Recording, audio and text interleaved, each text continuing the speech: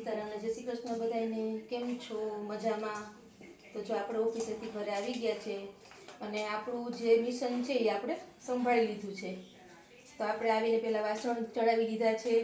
વાસણ ચડાવી અને છાશ બનાવી લીધી છે. જો આપણે છાશ બનાવી છે, પહેલાં આવીને છાશ બનાવી છે, દૂધ ગરમ મૂકી દીધું છે. તો જો દૂધ ગરમ થાય છે. અને શાક તો સવારે હું બનાવીને જ ગઈ હતી. ગુવાર બટાટાનું શાક બનાવ્યું છે. તો શાક સવારે બનાવીને ગઈ હતી. યોગને સ્કૂલે જવું હોય એટલે આપણે સવારે વહેલું શાક બનાવવું પડે. અને પપ્પા માટે રોટલી બનાવવાની હતી, તો પપ્પા માટે રોટલી બનાવી લીધી છે. અને હવે બનાવવાના છે આપણે રોટલા. તો રોટલા પણ માંડી લીધા છે.